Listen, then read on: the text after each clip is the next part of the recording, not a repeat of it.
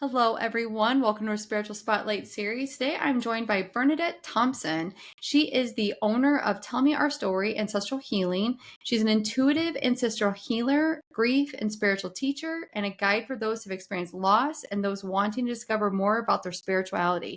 Thank you so much for coming to the Spiritual Spotlight series. I'm so happy you're here. I'm so glad to be here, Rachel. Really happy. I'm so excited. So, Bernadette, can you maybe share with us your personal journey and how grief became the gateway to your spiritual awakening? Absolutely. I'm just like everybody else. I kind of was going through life and thinking that, okay, this is my life. I worked at a school. I worked with middle school kids who had trauma and grief. So I had a little background. And Yeah. then personally, my husband came to me and told me he was an alcoholic.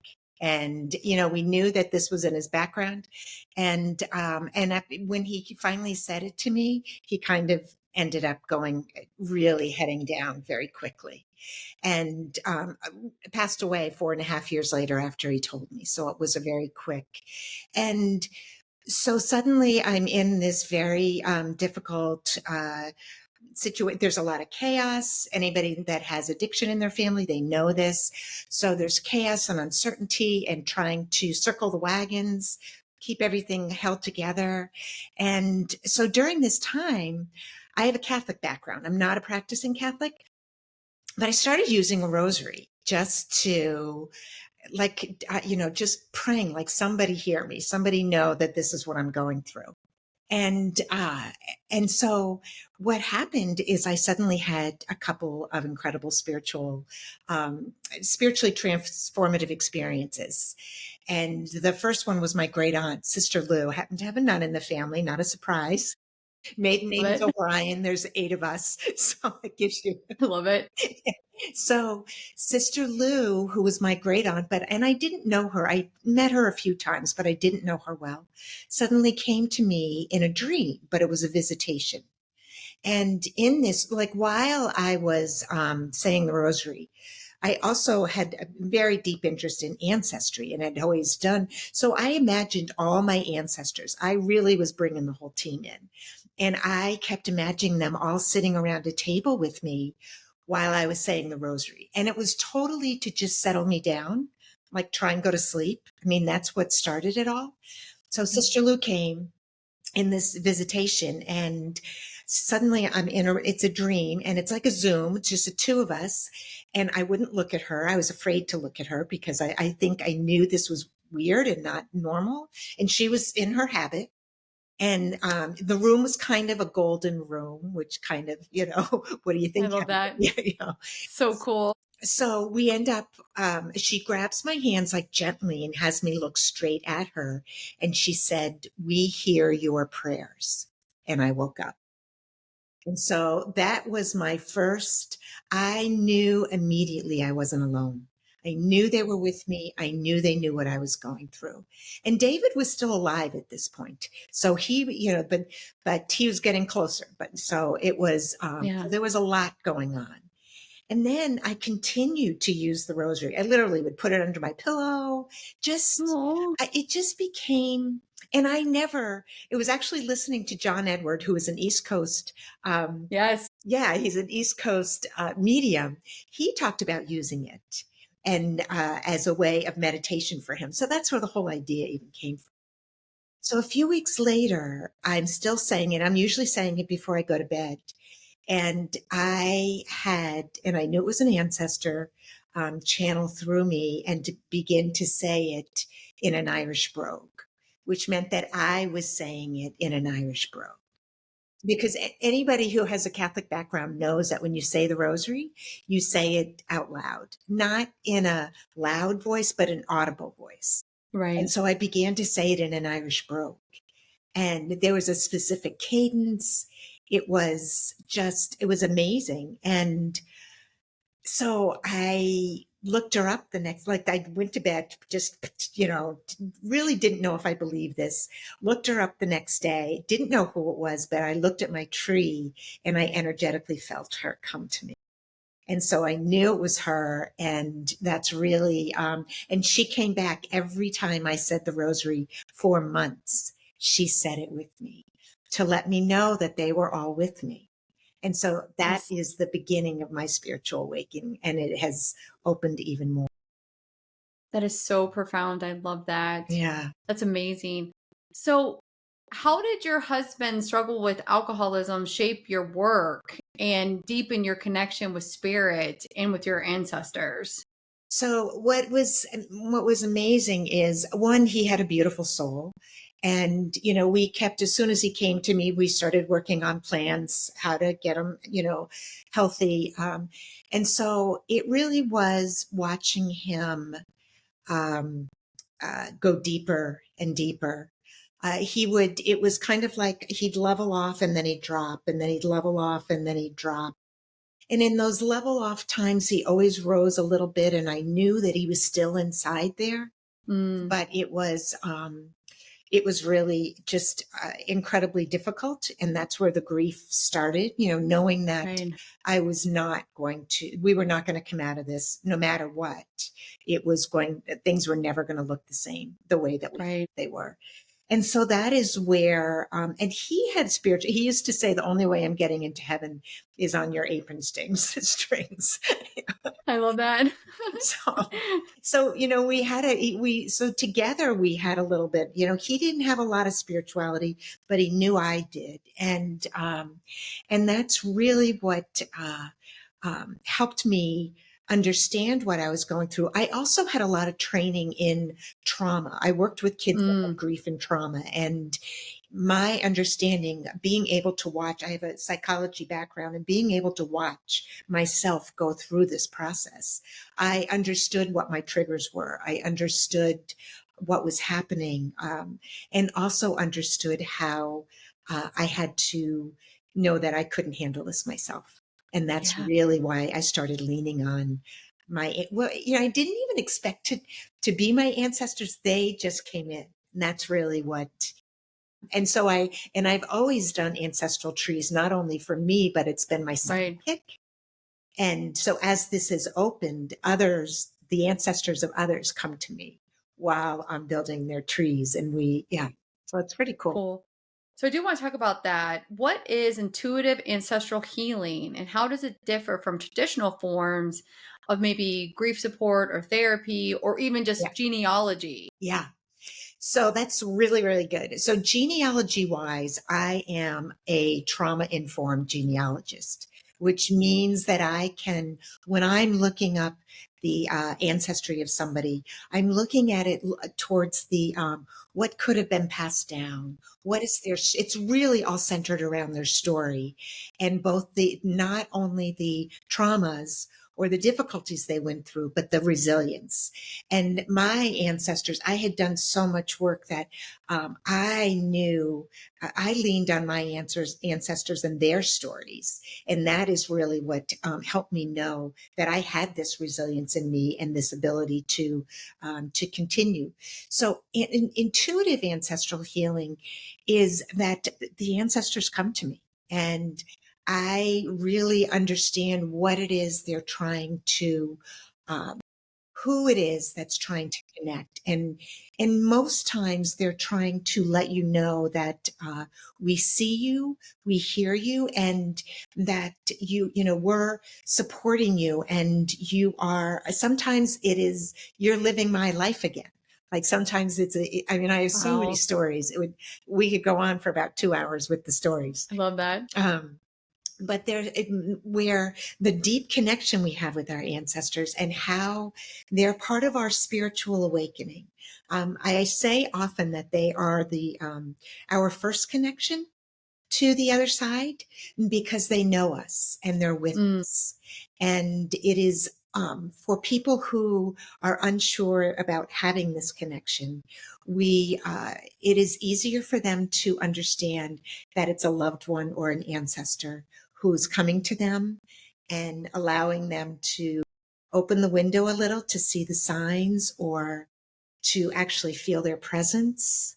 So that's where it all, I realized as David passed away, that this calling was becoming stronger in a different way, and wow. that spirit wanted me to help others understand what I was going through, and how this ancestral healing and understanding trauma and patterns of behavior and things that have been passed down help us heal when we understand. That's so cool. How do you guide clients to recognize and understand their ancestral patterns or emotional inheritances that they might be carrying? Yeah, that is a super question. It's a journey. So if you and I were sitting down and getting started, we'd start a little bit with your ancestors. I start with both. I always say that this is a spiritual journey, and this is part of what the work that I do with you. So if I was talking to you, I would say, we're Rachel, we're going to, I want you to open up and understand this deep connection, and how it's an energy connection, and we can actually feel it. And then we will go back and begin to look at the stories of your ancestor. We look at what you already know. Some people know some things. Some people have some work done, but they don't know how to look at it in the way that I do, which is really understanding what this group of ancestors, or what this one particular ancestor has been through, and what is passed down. So passed down meaning science tells us that genetically our genes can be, trauma and anxiety and all of those things can change our genes. So they Mm, can get turned up, like super turned up or super turned down, one or the other. And so that is part of it. So if our ancestors have experienced trauma, that may be passed down to us, and we may overreact to things that aren't as traumatic with more of a trauma response. So mm, that's what it looks like when you're talking about the science part of it. And then the other side of it is patterns of behavior. When you, um, if your parent um, almost got hit by a car when they were a little kid because they ran out into the street to get a ball, they would spend their life telling you, don't go in the street. Don't you make sure yes. you look both ways. Don't go that, and then you might do the same thing to your child. You've got to make sure you can't, grandma almost got hit by a car. Right, right. Yeah. And so those things, and that's just a really simple example, but patterns of behavior around what it was that caused the trauma. It could be, Mm. I'm all Irish, so it can be famine. I'm from Oh, yeah, famine true. with Right. So, scarcity. like lack of food, Right. right. Or it can be people that have come from war torn countries, people who have, been, Holocaust. So, anybody who Mm, has been persecuted, right, right, and it's so in the ancestral history of everyone that, right, it's helpful to get some of the story, and you don't right. need the whole story to begin to heal and to feel this deep connection. Oh, that makes sense. I love that. So you speak of spirit communication as love, strength, and healing. How can people begin to trust that they are really connecting with loved ones on the other side? Our loved ones, our ancestors, are always with us. We have developed this idea that there's this curtain, and it's almost like it's an iron curtain, and that they're Mm, on one side and we're on the other. But it is, a spiritual connection is an energetic connection. When you cross over, you're still that energy.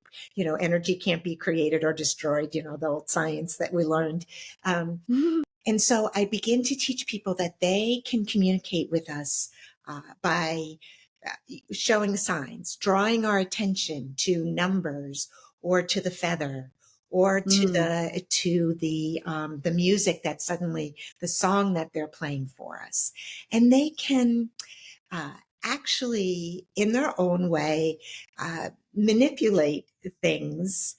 I mean, sometimes really dramatic things, but for most of us, it begins with suddenly there's a penny on the floor, and your grandmother always talked about pennies, or, things like that are yeah. um, how they begin. And I teach people, I use this phrase, opening the window a little bit, to allow people just to think that maybe this could be true. Mm, And when you experience it, when a loved one passes and you experience something again, songs are a wonderful way. Suddenly their favorite song comes on. You feel them energetically, like chills in your body, Mm, or that's the beginning, and that is how, yeah, right. and it can grow. I now have a spirit guide that is with me, that is I love coming, that. but all of this started as me, as this one night when Sister Lou came to me. And before that, I always thought that, from my Catholic background, you only got to talk one way to spirit. You could pray to them, and but that was it. Like nothing came back. So true. That's a really good point. Yeah, so true. And now we know that they connect with us, and that they will, as you begin to learn the language, and I say it is a language, as you begin to understand it, and everybody communicates differently. So there's no set, for you, it may be music. For somebody else, it may be, smells. They always smell somebody had a cigar or somebody's perfume. Spirit can bring those connections in, and once they do, you begin to develop a relationship with them. And then that's what's really cool, is that it expands as you begin to believe more. So Absolutely, 100%. And then just be opening to the signs that your yes, loved ones are bringing to you. And then if it's not clear, ask for it to be a little bit louder. exactly. I know you know, but that's, No, it's true. yeah, Yeah, so yes. true. It's interesting because my brother passed away. I think it's been like 7, 8 years now. I'm looking at his cards over there, and there's a song that keeps like running in my mind, and I'm like, okay, Christopher, like I love you. You're there with me. It's a grossly inappropriate song, but I know it's my brother. When did he pass? Did he pass in 2017? Yeah. I think I'm not sure. I think he passed. He passed a while ago. I was just at, So, because David passed on 11/1/27. oh wow. So Oh, I he passed see in. 1117s come Oh, I to love that. me. Oh, yeah. Yeah, That's like, hello. I'll give Yeah. you a little I, story, and it has to do with David. of course. So I was taking, I was with somebody in the car who I was taking somewhere, and it was going to be an hour there and an hour back. And Yeah. so I was like, all right. And it was COVID time. I had them in the back seat. Mm. It was like, um, and so I put on a playlist that I had, and it was a playlist that I had songs that David and I had used to listen to, a bunch of songs. So I'm Yeah. talking to him in this ride. I'm like, play something for me. Play one of our songs. Play one of our songs. And he's not playing them. I'm like, really? You're not going to play? And just as you said, he plays this one song, "Fat Man in the Bath," which is by Little Feat, and I'm Oh like, my gosh. I don't like that. I mean, I like tolerated that song just because it was like kind of a silly song. I love that. But I'm like, all right. And then I dropped this person off, and I was going to the grocery store. I'm like, okay, he's never going to play. And I just forgot about it. I had to go. It was raining out. I needed to get groceries. Yes. Yeah. I'm stopped at the light, about to turn into the grocery store. And the song, Landslide by Stevie Nicks. Oh, what a great And song. that was a song, and that song has come to me many times. So that song comes on, and the license plate in front of me was 1117. So What spirit. a powerful sign from him saying, I'm with you. Yeah. So it's sometimes they can be incredibly, and he doesn't do Yes. that all the, it's not like I walk around all day. And No, no, no. They can be subtle. Divine whispers. It's subtle. It's subtle. You have to be open to the signs and yes, ask for the signs. yes, And then you'll get the signs. yes, And then you can say, they're not clear. Please make them clear. yes, yes. I know this. Yeah. Like, what We'll do you talk about mean? it. I know. We could have a whole episode just on signs. But I do want to talk about, you are also a certified inner life doula, Yeah. which I think is amazing. Yeah. How does that how does that training inform your spiritual coaching and ancestral healing approach? It really was part of the journey. And Mm, I had done some elder care management. And as a part of that, I was like, I knew how to talk to people about people crossing over. I had yeah. no anxiety, or, I was very, helped people be at ease about talking. And I Nice. decided that let me get a end of life doula certification. And it was University of Vermont through their medical college that had Nice. this, yeah, that had this certification. So it teaches you how to comfort people and explain to Right. them what this process is, and that it Yeah. is as beautiful as a baby being born, when it's time to leave, even when it's heartbreaking. And sometimes it happens Of when course. people are young. Um, Right. but it is them going home, and that they are going to a beautiful place. And often when I had some elders that I was working with, I would say to them, literally holding their hand, saying, "You're going to go to sleep here, and you're going to wake up there," and just yeah, and it just really put a deeper understanding, Hmm. more it was a deeper understanding of how much I truly knew, and how much of it was intuitive and instinctual, and I love that. also helping them to connect with the other side. So I would feel, I had this one woman, and she really was, she wasn't in a coma, but she was Hmm. not awake. Right. And I knew her husband was there. I could feel him. And so I just kept saying and I think his name was Bill, but I can't remember right now. But I just kept saying, "Bill," and I was holding her hand, and I was saying, "Bill's with you. He's coming. He's right here." And every time I said that, she would squeeze my hand. So I have she chills. knew, and there's so much to understand about Mm. that. People on the other side, there's nothing, our loved ones are, that it's beautiful, and they're here to love us and support us, Yes. and uh, help us, heal us. I respect that you do that kind of work and that you've blended it into the services that you offer now, only because, like, as I'm a nurse, I know we talked about this before we hopped on. I was a hospice nurse before, like, many years ago. And I just have such a respect for people that are in that kind of field, for being able to be delicate and, death with dignity, Yes. and you're not alone, and being okay to talk about it, and it's not Mhm. something to be shamed. And I really like, and for me, death is just a doorway. And I'm sure it's the Yes. same thing for you. You're like, death is just the open window, Yeah. Yeah.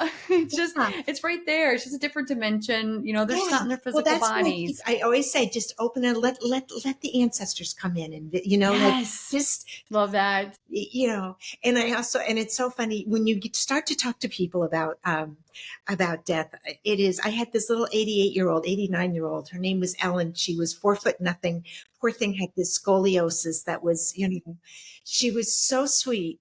And so she and I were joking one day, and I said, "Ellen, when you get to heaven, and it was, and she said, 'Oh, I'm not going to heaven.' She said, 'I'm going to be cremated.'" And she didn't know. she Oh my goodness. she didn't know. And Oh my goodness. I said, "We all go to heaven." So we had this conversation. And then about 2 weeks later, she said to me, she said, "I've flown on an airplane. I know what heaven is like. I know it's to be up there in the clouds." And so here she was, really close to crossing, Right. and not knowing. So that's why it is so, when I help people grieve, that it's the understanding that the grief is there, and you don't have to feel like it has to go away, but Right. that there are ways that we can understand it more. And when you Absolutely. really can open to that communication, and you can, I mean, I've helped so many people feel like they finally understand when they're talking with a loved What a gift that you gave to her. Imagine feeling that way for all those years, not because she wanted to be cremated, which is her choice and her right, Yeah. that she wouldn't be going to heaven. Yeah. Wow. I've never heard that before. That's fascinating to me. And thankfully you were that person for her to be like, "No, honey, you're Yeah. going to heaven." Yeah.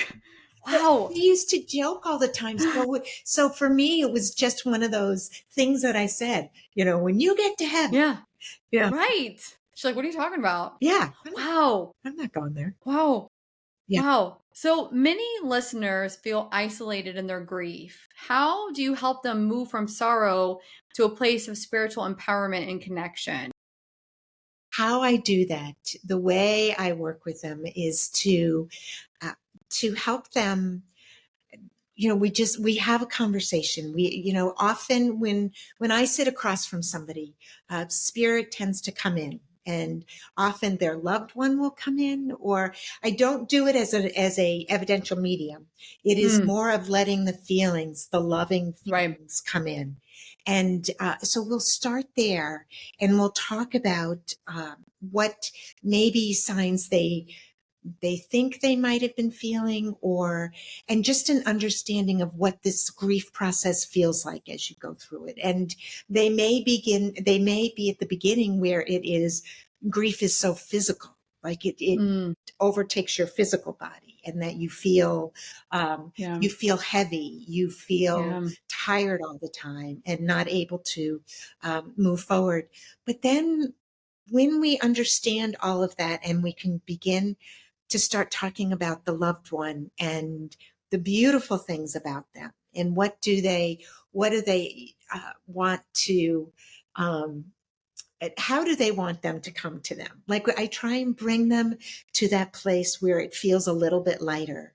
And then we begin the journey of, going over and making those connections. And it takes a few times.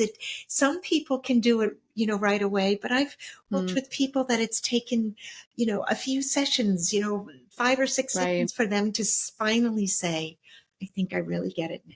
You know, I love they're that. they're here. And um yeah, again, I could tell you stories of I had somebody who was so, and I'll do it quickly, but she was so, I want them like at the end of my bed.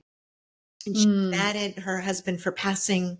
And because he also had an addiction, and she was really mad that and he loved to macrame. She said everything around the house was macrame. So one night she couldn't sleep. This was a year plus after he passed away. She went out and sit on the front porch, and there were macrame plant holders, but they had candles in them. But they weren't candles you lit. They were the battery ones. And she's sitting there, and these had been dead for knows how long. right. Candles came on while she was sitting out there. And that was finally when I she love that. accepted that he was there with her. So, I love that. yeah. And everybody has a Um, story like that. Nobody, 100%. Yeah. everybody, everybody. Absolutely. Absolutely. We could have a whole episode about signs and Yes. when people say hello and that have parted.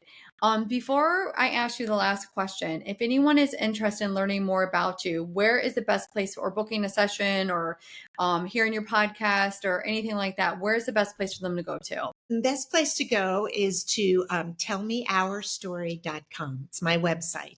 And it's Tell Me Our Story, like the child asking the parent to tell me our story.